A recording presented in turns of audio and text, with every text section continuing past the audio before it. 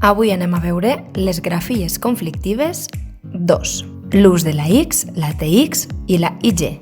El so produït per la X, la TX i la IG es coneix com fonema palatal africat sord. Quan l'utilitzem? A començament de paraula utilitzem X.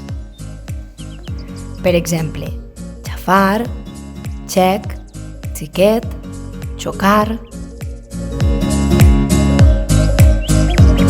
Però també hi ha excepcions. En certs topònims i gentilicis s'utilitza TX. Com per exemple, Txad, txadià, txadocamític, txec, xeremís, xerquès i txetxè.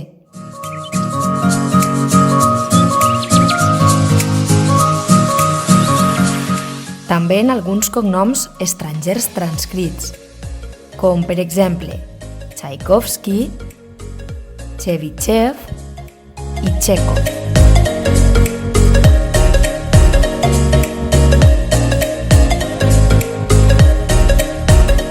Per últim, en uns pocs mots provinents d'altres llengües, com per exemple Txalaparta, Txapela, Txetxè i Xistu. No confongueu el xec bancari amb X amb el ciutadà de la República Txeca amb TX.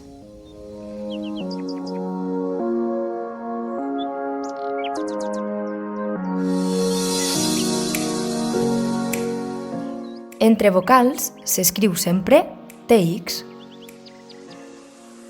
Per exemple, pitxer,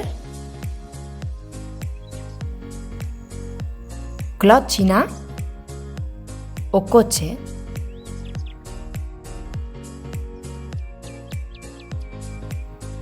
La TX també pot aparèixer a final de paraula, si els mots derivats s'escriuen amb TX. Per exemple, capritx, encapritxar, cartutx, cartutxera o escabetx, escabetxar.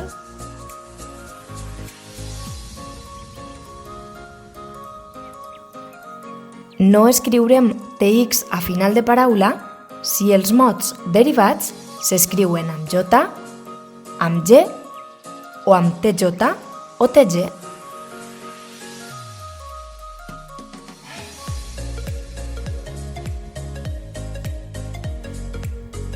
En aquest cas, utilitzarem IG. Assajar o assatgen són paraules derivades d'assaig. Batejar, bategem, deriven de bateig.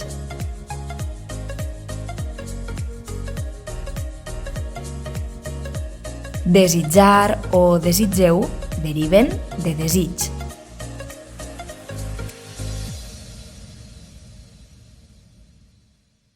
I per últim, darrere de consonant escrivim X. Per exemple, carxofa o planxar.